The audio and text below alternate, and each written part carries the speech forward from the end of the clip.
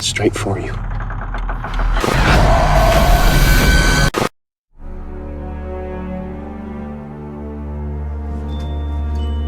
Good afternoon, everybody.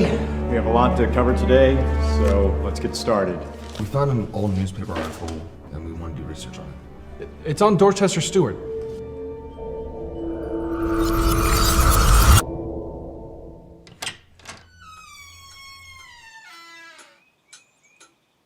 Come touch it. Feel the beautiful crinoline. They let him take the Krillin skirt with him when he was moved to a state-run facility. That's where he lived until he was 18 years old. So they let him out when he turned 18? No. That's when he escaped. So are we still doing this? Yeah, we're gonna go to Dorchester's house this weekend. Can we come? He had this Krillin skirt that his mother used to make doll dresses with, that he wouldn't let go of. Can I be honest with you? Kind of really creeped out by being here. So which is it? He dead or alive?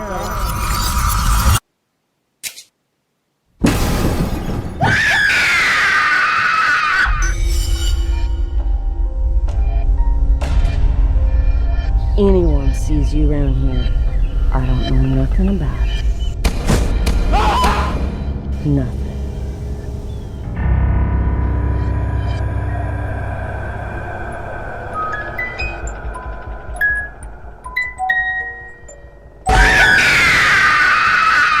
Hi, this is Tony Odell from Chopping Mall, and you're listening to The Hysteria Continues. And indeed you are. Welcome back to The Hysteria Continues. This time we're heading back into the woods with another confrontation with Crinoline Heads in the 2014 sequel to Crinoline Heads, variously known as The Doll, but Dorchester's Revenge. But the name that I can know it best as is Dollface. So Tommy Fairclough's follow-up to his own movie. So we're looking forward to that. First off the bat to say, because we're actually recording this back to back with our previous episodes, which we did on Honeymoon Horror. So Nathan wasn't able to join us for that one, so he's not on this one either. Although we hope he might join us mid-call, but it remains to be seen. So he's not completely MIA, but hopefully he should be back for the next episode, especially as it's his choice. So, Joseph, how are you doing this fine day? Didn't you just ask me this like an hour ago? I did, but we've got to give the illusion that we're actually not recording back to back, even though I've just told everyone we are. Yes, I'm doing very well. Thank you very much, Justin Carswell. Wow, you sound like Ira from Wonder Woman, the computer system. Did I? Yeah. Thank you. Insufficient data, Wonder Woman. Okay, thank you, Are you going to do Erik. one of your Italian accent again that sounds like Bela Lugosi? Oh, no, if you want to hear that, just go listen to the end of the last episode if I haven't edited it out. I haven't even got that far yet, so Okay.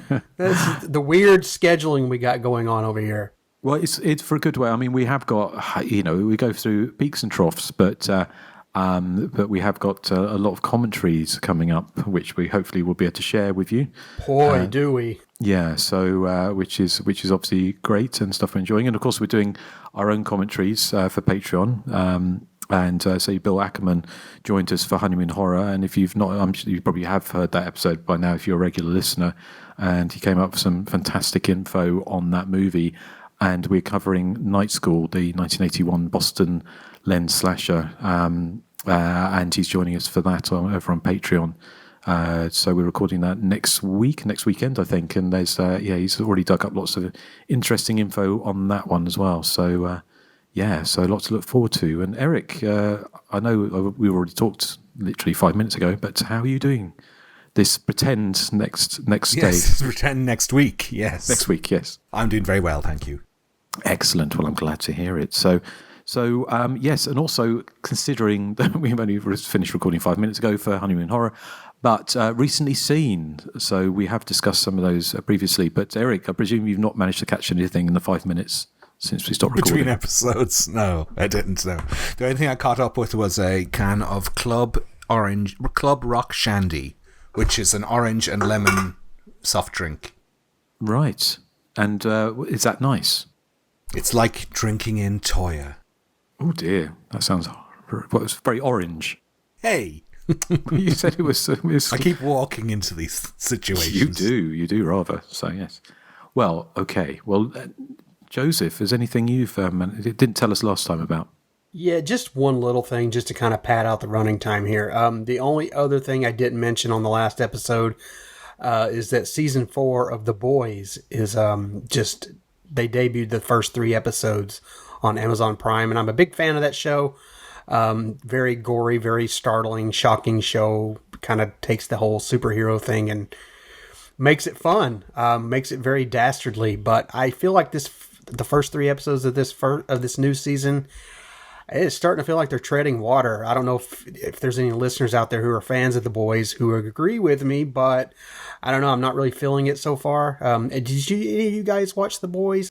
Justin likes watching The Boys. I started watching the first season and I kind of enjoyed it, but I just didn't. Hadn't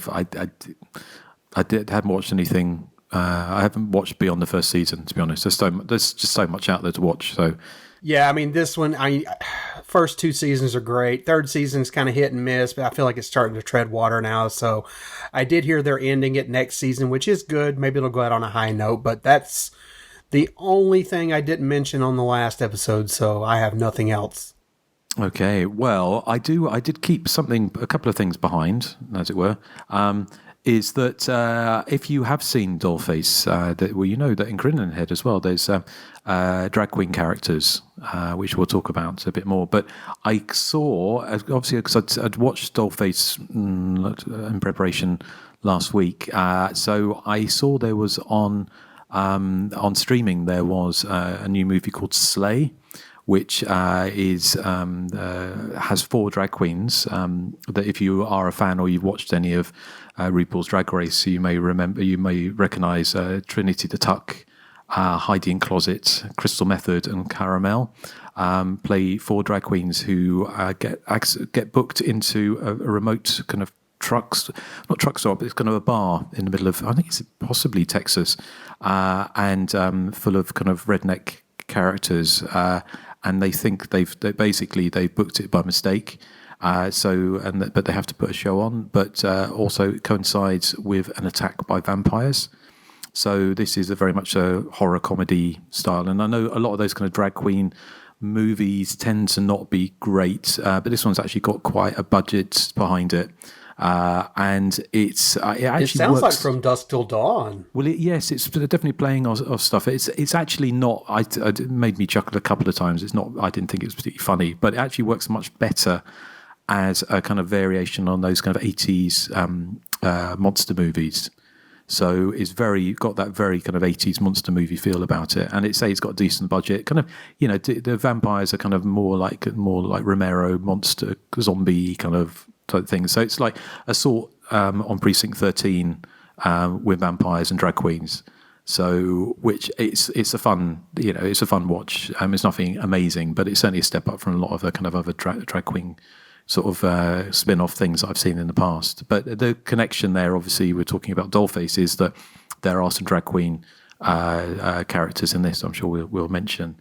So it's probably not one that's come across your radar, but Erik and Joseph? No, what was it called again? Slay. No, the premise sounds, like I said, it sounds like From Dusk Till Dawn, which is kind of right up my alley, so I'll check this out. Okay, cool. So a few other ones, as I mentioned, that I've reviewed recently on Hysteria Lives. Now, I don't think I had mentioned Bloody Beach, which I think I didn't mention that, did I? Last time I recorded. So, no, so it's a South Korean slasher from the year 2000. Back then there was quite a lot. It seemed to be actually abroad and Southeast Asia that I know What You Did Last Summer was much more influential on the kind of subgenre in places like South Korea, Indonesia. Sort of that had kind of film industries that kind of embraced kind of horror movies at the time. So Bloody Beach is very much kind of from cut from the same cloth. What's interesting, I mean, it's the stories, but essentially a group who know each other through a chat forum but have never met personally, go on a holiday to meet each other, and then someone starts killing them off one by one. So very much kind of what you expect from a slasher movie. But what's kind of interesting about it is that it doesn't really, it plays everything straight, which of course around about that time everything was still reverberating off scream and that kind of self-referential kind of postmodernist slasher movie. But you have someone going around killing people with garden shears, so it's very chopping off fingers. So it's very much kind of influenced and more like a film like The Burning. So doing its own, looking back to the early 80s slashers, but in not so, still with a very fun and kitschy way, but not that kind of self-referential thing. But for me, the thing that was not the most interesting was that bizarrely, did you ever do this, Erik? Back in the day, you buy DVDs from Hong Kong. Yeah. There was like DDD House and that was Yes Asia and places like that. You could buy Blu-rays or even VCDs, which if you were particularly masochistic of movies, you used to take a punt on them. They were usually really cheap, about £3, about $5 each. And Bloody Beach is one of the ones I got, and I don't think I ever watched it, partly because it's I still got the DVD around somewhere, but I don't think it had any English subs. But bizarrely, I kind of had it in my head that it was a film that I remember, and I don't know if it's like a Mandela moment. And if you're a listener, if you've ever seen this movie that I'm thinking of, then please do let me know what it is and put me out of my misery. But I'm sure it was the film I was thinking Bloody Beach was a group of teenagers on a beach and around a beach bar being killed by someone dressed in scuba gear with a harpoon gun. And that isn't Bloody Beach. That's not that. It's a completely different movie. So that sounds like Amsterdam. It does sound. Yeah, I can see the comparison there, and it may well be a Mandela moment, and may be a fever dream, or whatever. I don't know, but I had it in my head that that's what Bloody Beach was, and it's not that movie. So, so if that does ring any bells of anyone out there listening, then please, do let me know. And talking of even more obscure, there was the movie, most recent one I've reviewed, which is called 31, which is from Indonesia, which was released as a kind of a web series briefly, and then kind of disappeared. And it's about a group of people invited to a Halloween costume party who were killed off by someone dressed as a giant doll. Very much that seems to be in vogue at the moment. Those was around the time. There's a Japanese movie called Japanese Doll, where they've got this killer dressed in this giant bobble-headed doll. And this one is a much cheaper version. It looks like someone's got it at a dollar store, but still, it has one of the funniest moments I think I've seen in a slasher movie recently, where you've got someone dressed as this giant doll with these huge kind of doll feet trying to drive a car. Which I think it was meant to be funny, but it kind of cracked me up. So that was sort of entertaining enough. So, but I've actually there's another very obscure Indonesian slasher, which actually that I'm going to be reviewing soon. Which one of the main characters is a hamster, which is going to what? Yeah, and bizarrely, at the end of the movie, spoiler alert, well, not spoiler alert, it kind of seems to indirectly suggest that the hamster will be the killer in the next movie. But anyway, I'll reveal all on that one. Are you sure this isn't a dream? No, that one does sound like a fever dream, doesn't it? Or some kind of weird vegan cheese dream. But no, it is a very bizarre movie. And also, bizarrely, actually, it takes inspiration from Umberto Lenzi's Eyeball as well. So I'll reveal all. But the other one I will talk about is I'd seen it before on video, but way back in the 80s or early 90s, was Phantom of the Mall, Eric's Revenge, which I kind of caught up with. I bought, when I was back in the UK, I bought the Arrow Blu-ray, which has got a fantastic print and great release on there. So I was caught up with that, and I'd say I had seen it, many years before. And if you've not seen it, it's this kind of, and I'm sure we'll cover it at some point on the show. But we have covered it. Have we covered it? Yes. You sure? Yep. Oh, yeah, I think we did. Yeah. Oh, well, it was Eric's choice, actually. I don't even remember that, but yeah. So, if you've listened to that episode, it's kind of a teen updating of Phantom of the Opera, but set in a shopping mall, with Morgan Fairchild in there with huge shoulder pads, which is it's kind of a middling one for me. It's not great, but it's fun in its kind of own way. But yeah, episode 58, Justin. Wow. Well, We're up long ago. Yeah. 310, aren't we? So that must have been what, 8 years ago, 7 years ago, 10 maybe. Gosh, 11 years maybe. Something like that. Well, forgive my. I would say we still haven't got to the point yet, have we, where we actually announce we're going to do a movie we've already done. But it can't be too far off, I wouldn't have thought. No. Blood and Black Lace. Blood and Black Lace, yes. Yeah. So, yeah, the only other, actually, the one I didn't mention was that 4 Days was another one I reviewed. I can't remember if I've mentioned it before, but it's another South Korean slasher. It had an intriguing premise of people who were getting together to commit suicide, being bumped off by a killer, which I thought is an interesting, another interesting movie. But if you want to check any of those out, then obviously plug for the website Hysteria Lives, and then by the time you listen to this, that's the one about the hamster may well be up there. So, okay. Anything else we need to discuss before we get into the movie? No. And whose choice was this? Joseph. It's Joseph. mine. Okay, so you'll bring us back in after this. Vega?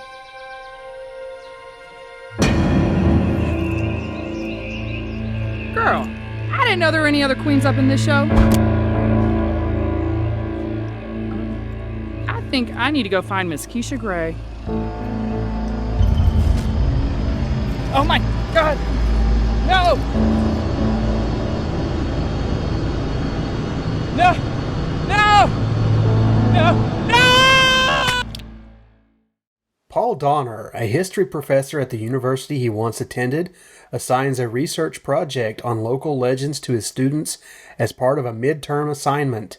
When they discover he was once almost killed by the infamous serial killer Dorchester Stewart, aka Crinoline Head, the students decide to embark out on a weekend trip to find the killer's old house. They were looking for answers but discover something more terrifying. Also starring Scream Queen horror legend Debbie Rochon, Dollface is the prequel/sequel to the cult classic Crinoline Head, written and directed by Tommy Faircloth. And that was from the official Horse Creek Productions website for Dollface. That is the distributor for Dollface. That's Tommy Faircloth's company, by the way. So this is a listener pick from a while back. It was chosen by Derek Taylor. The film is a sort of sequel, kind of requel, prequel, whatever-quel to that elusive 1990 film Crinoline Head. It was produced around 2014 and basically tells more or less the same story about a bunch of teenagers with varying personalities wandering off into the woods and getting killed by a mass lunatic, which, you know, as fresh and inventive as that sounds, was already done to perfection in 1995's Crinoline Head and nowhere else. So I'm afraid plot-wise it's nothing new. I'm being facetious here. And while I am being semi-facetious, I'm also semi-serious in that Dollface, for me personally, doesn't quite work as well as Crinoline Head for a number of reasons, and I didn't think Crinoline Head worked all that well to begin with, if I'm honest. But what I did like about that film from 1995, certainly in hindsight, was that god-awful 1995-isms on display. And Tommy had this sort of shot-on-video John Waters dialogue approach to his dialogue that I really liked. And I thought the weirdo characters in that film stood out more than they do here. With Dollface, we're into the 2010 plus region where, you know, making a movie has become, you know, much easier and much cheaper. But I think Sacrificed is kind of visual character in a sense, you know, in favor of kind of blandness or sameness. You know, as someone who kind of made one of these 10K Kickstarter movies myself, which Dollface essentially is, except with some talent to back it up, I have some firsthand knowledge that no matter what you seem to do, or no matter how talented you are, or in my case not, and no matter how much post-production effects you have at the ready, these DSLR quickies, they all kind of look and feel just kind of lifeless to me, if I'm honest. It's that flat digital photography that I don't know really pulls the life out of a lot of these movies that should be memorable on their own merits, but I don't know, they all just look so uniform. They more or less kind of blend together, and you've forgotten which movie is which. And that's kind of how I feel about Dollface, if I'm honest. It's missing that kind of cheapo 1995 aesthetic that made Crinoline Head, while not a great movie, certainly memorable. I mean, it more or less tells the same story, but perhaps with a little more technical flair this time behind the camera. The characters here, they're a little more fleshed out, and the killer, he's much more imposing and tactical here. And there's an extended sequence with a pair of drag queens that kind of harkens back to that spirit of the original film. But, guys, I don't know. I just have this weird hang up with a lot of these indie cheapies that I didn't, necessarily of like-minded films in the 80s. I think the flavor just isn't there for me. And while Dollface is perfectly watchable and, for these Kickstarter standards, it's actually quite good, it just doesn't appeal to me personally. It just doesn't really command my attention in the way something similar from like the analog era might. So I'm really not the right person to review this movie. So I'll just say recommended if you don't have my kind of hang-ups. It's definitely one of the better of its type. But, if you're anything like me when it comes to movies, your mileage probably will vary. So I'll go to someone I think might be a little more forgiving.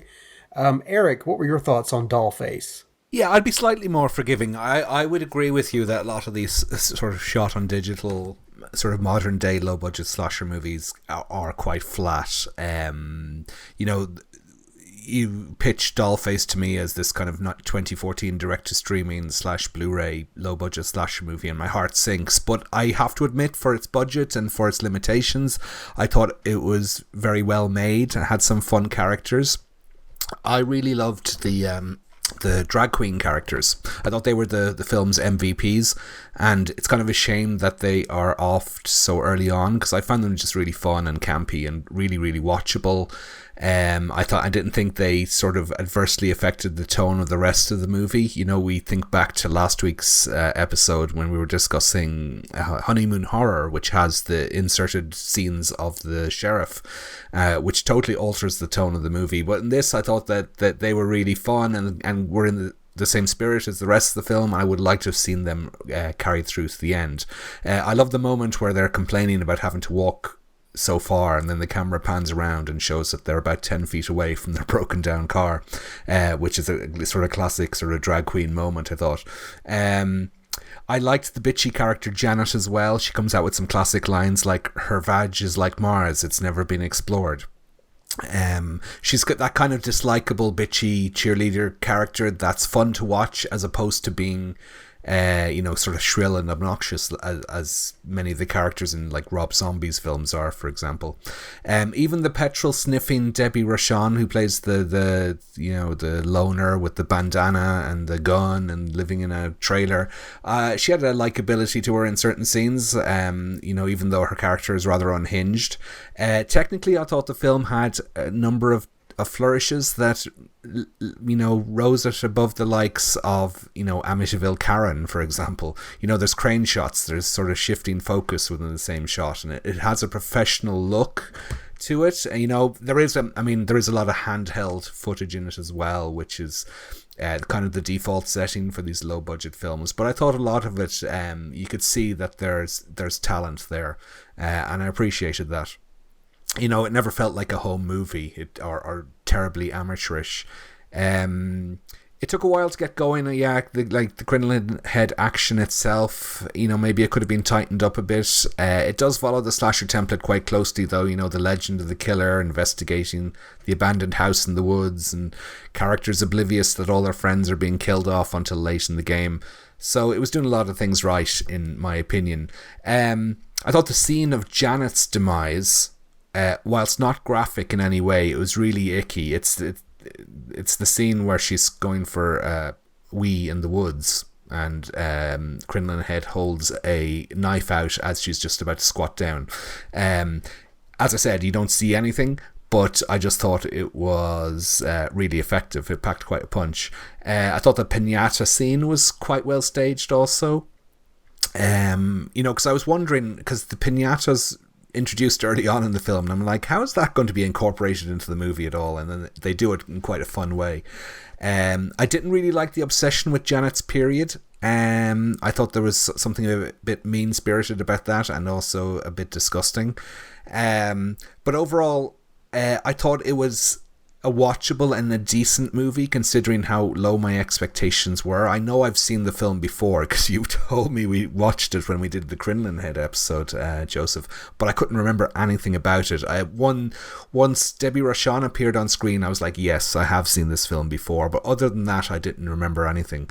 I appreciated that the film, whilst injecting lots of humour into the film, never went for the silly approach. It never became the Bare Wench project. So, it sticks to its slasher roots, and it does it quite well. It's not something I'd want to revisit, probably, but I appreciated it for what it was. I'm like you, Joseph, I'm not really a fan of these sort of modern day straight to streaming slasher movies. I prefer my rough around the edges 70s and 80s ones personally, but I thought it was decent enough. Pretty much that's it. Just these movies are good on their own, but there's just something about them that just keeps me from really appreciating them. But Justin, what did you think? I can remember. We talked. When I was watching, I realised I had seen it before. But say we've done so many shows, I kind of forget what day of the week it is, let alone what I've seen 10 years ago. But I actually probably enjoyed it more than you guys. I kind of guess. For me, there's a sense of fun to it, which I appreciated. It's not a huge surprise that Tommy Fairclough's kind of favourite slash movie is Sleepaway Camp. In so much watching this, they're very much the film seems informed by that, and also his kind of admiration for John Waters. So again, I think your mileage may vary depending on how that kind of queer sensibility. I kind of guess with the drag queens and various things, it's it's not a movie that's going to be appreciated by everyone. But I thought there was enough fun in this. Considering the cast is, I think, mostly kind of unknowns, apart from Debbie Rochon, was obviously, was the biggest name in this, and her kind of performance was very broad, but I thought it was quite funny. It's an interesting character where she's playing, rather than playing this kind of femme fatale, she was this slightly kind of broken, sarcastic kind of survivalist character, for want of a better term. But also like I thought the teenage characters, the students, were done pretty well. I really liked it, as you mentioned, the Janet character, also like the Donna character, ones that people you thought might be the final girl maybe weren't. So they was kind of playing around, sort of tricky, tricking the audience a bit, so subverting some expectations. The film in itself, obviously, you have this kind of hulking great monster, the Dorchester, who has this broken doll face and this crinoline head, literally. You can't take it that seriously, but the film doesn't go complete parody. It kind of hits that, for me, that kind of semi-sweet spot between taking itself seriously, but also it kind of having that slight sense of ridiculousness to it. And again, that's why I think some of the touch points that obviously things the director is fans of, I think kind of worked, quite well. The death of Janet, who does this, basically squats down on the killer, has a knife, and she basically sticks up her vagina. Is you mentioned Erik. You don't see anything graphically, but it's certainly calls to mind the curling irons up the what in Sleepaway Camp. So I think I had fun with the references.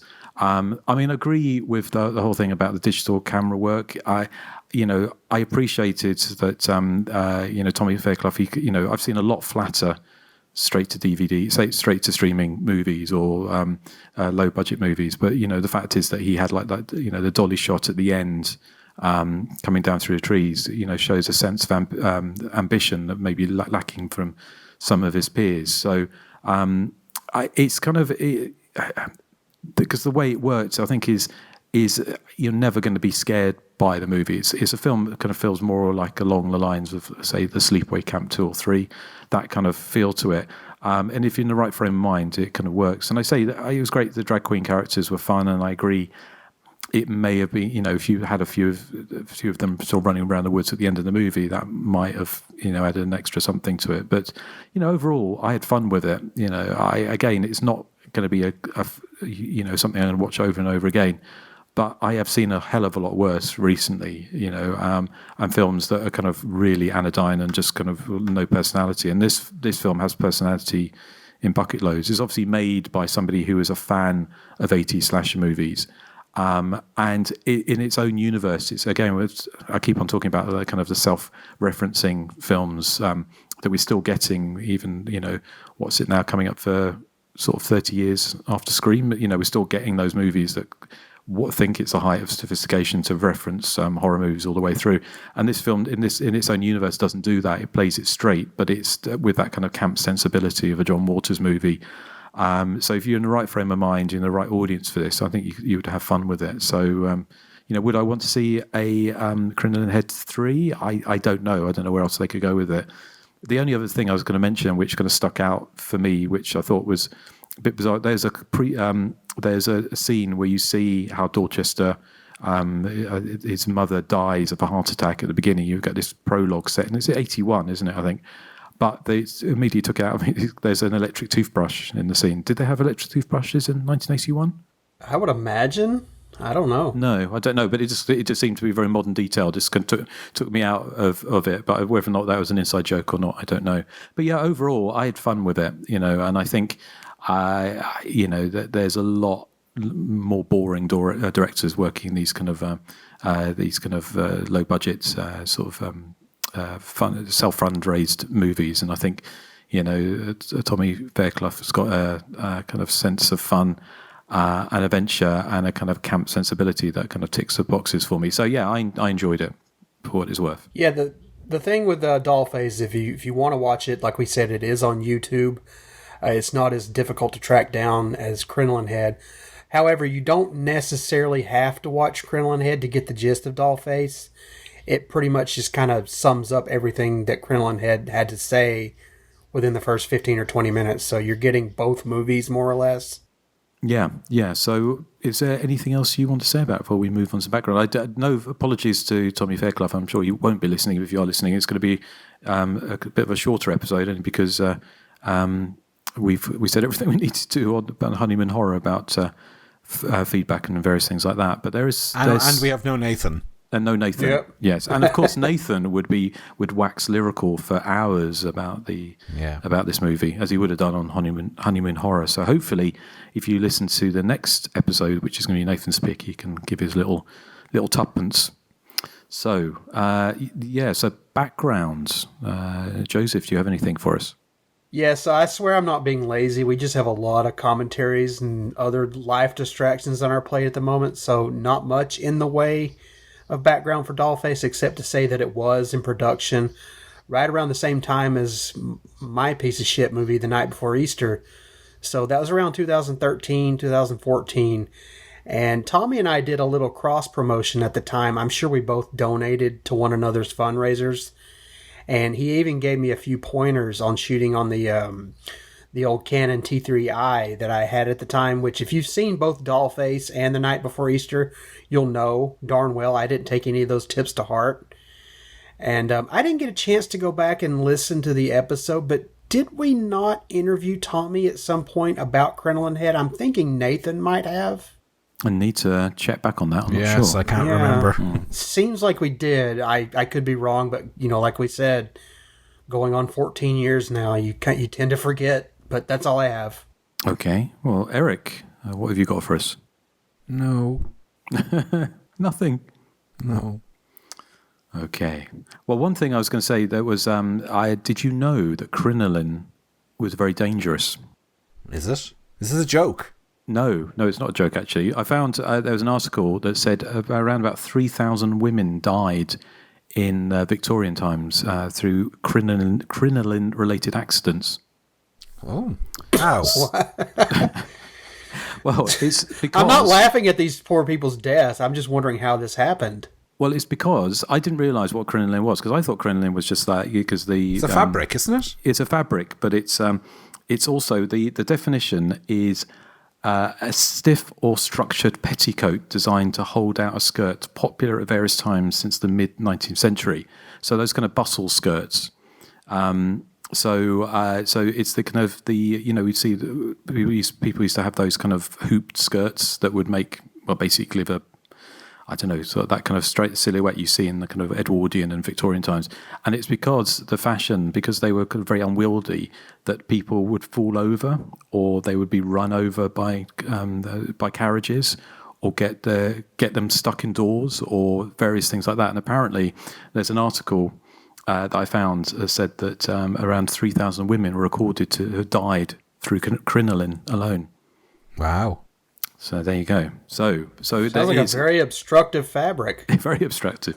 So a few other little bits of trivia, and this is actually from the I think it's a page for Dollface, that Facebook page which you can find. But the director did add a few bits of trivia on there. So I'm gonna sort of read out those without any shame whatsoever, because obviously the director knows all the trivia. But so obviously the drag queens in Dollface were a throwback to the red herring that of the drunk hitchhiking drag queen that I think appeared in the original Crinoline Head. The actual characters, the drag queens that you see in Dollface were real drag performers who at the time could be seen regularly in Charleston, South Carolina, I presume, performing at a club called Pantheon. In the film, Donna offers Shelby some celery after they set up their tent, and it's a throwback to Crinoline Head, where one of the characters was actually killed with stalks of celery. The one thing I did see with an interview with Tommy Fairclough, which I thought was quite funny, is said that through the magic of cinema is that this the place where they filmed, which was perfect for the house that had burnt down, the Dorchester house, is set on a lake, but it wasn't actually a lake. It was basically the sea, and there was something in the script. They were supposed to, one of the characters one of the men was supposed to take off the top and jump into the water, but just before they did, they saw a 5-foot shark swimming around. So it's actually salt water rather than fresh water, and so it looks. So it was actually on the seaside rather than the kind of an inland lake. The last thing I think was the classroom scene at the beginning of Dollface was shot at the University of South Carolina in the media arts department, where the writer-director attended film school. So the only thing I wasn't too sure on, do you know the guy who played the professor? I think it was Jason Vale who played Paul Donner, the professor, and he was meant to be one of the original characters from the first movie. Is that correct? I don't remember, but I know he was in Tommy Fairclough's short film, The Cabin, before they did Dollface, which is actually pretty good. I think it might be on YouTube as well. You should check that out. It's 30 minutes long. Okay, and the only, obviously, talking about things coming full circle, is that I know, I'm not sure if it's before or after this, he made a film called Family Possessions, which I hadn't seen, which starred Felicia Rose, who, of course, was the star of Sleepaway Camp. Felissa, sorry. So it kind of brings things full circle. So, maybe we should have got Tommy Fairclough on the show. He could have filled in for Nathan. Indeed. So, what was the consensus on the groups?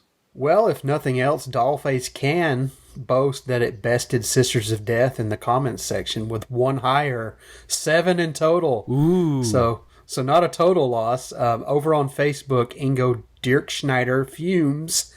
Thanks, guys. I hated every single minute of it. Not a slow burn, but a slow turd. Rather watch Cannibal Campout on repeat. So he loved it then? Yeah, he loved it. What Alan watches on Instagram says, not really a fan, but Debbie Rochon is cool. And Machiavelli 4205 on YouTube writes, you guys cover a lot of movies I've never heard of before. I prefer 70s and 80s stuff. I do too, Machiavelli. Follow us on Facebook and Instagram to stay up to date on all that we're doing. Listen on Amazon, Apple, iHeartRadio, Spotify, YouTube, and about 1 billion other podcatchers. Both good and terrible. Join us on Patreon for as little as $1 per month to help support the show, Or if you're financially inclined, select a tier that fits your budget for that extra monthly bonus content. That's patreon.com/The Hysteria Continues, and that goes for our email address as well. The Hysteria Continues @gmail.com. Oh, was that your Bela Lugosi? No. Oh. It was just me. God. So, Erik, can your joke... This is my Bela Lugosi. My Italian. Don't give it the day job. your two impressions, what Erik is to comedy. Talking of which... harsh. That is harsh. Talking of which, let's see if Erik can save the show with his joke of the week. Spoiler alert, no.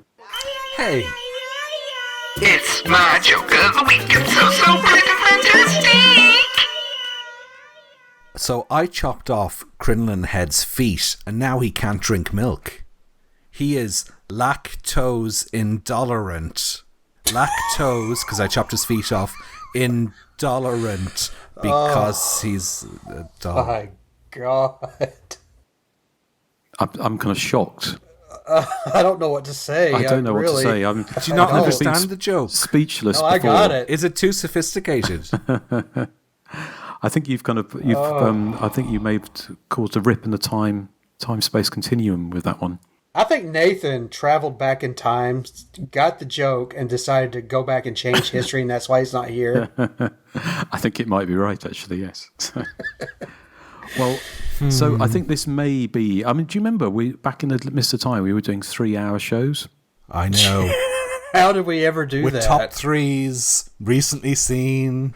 Now we just kind of spread it all out over a month's time. Yeah. But the good news, of course, is that Nathan will be back with us next time. And as you know... Are we sure? Well, we're hoping he'll be back. I'm sure he will be back. But he's going to... We don't know what he's choosing, but I think it will be something classy, I imagine. So we will... It's if we do hear before you... Well, you could always drop it in, couldn't you? Hey, y'all, I'm picking Sledgehammer Part 2. Something like that. Something like that. So, yes. Well, again, hopefully short and sweet episode on Dollface. But we'll be back next time with something we don't know what it is yet. But it'll be a Nathan pick of some kind. If he's got over not doing a commentary for Criminally Insane, which hopefully he has. But yes. So what are we playing at with Joseph? Oh my God! I didn't even pick a song for this episode. What a shit show! I'm so ill prepared this weekend. I don't know. I'll pick something. Hell, who cares? Okay, so you join us next time if you can face it on the Hysteria Continues. It's just to say we've got commentaries going out of our ears at the moment. We're recording. Yes. We're recording 2 midweek, and then we've got another 1 and 3 shows next weekend or something. So it's all a bit hectic. But we do it because we love you. Exactly. So, yes. So, thank you for listening to this very short show. And we'll catch you next time. So, say goodbye to the good people. Goodbye. Goodbye. Goodbye. This is my Bela Lugosi again. Cooking spaghetti. Yes.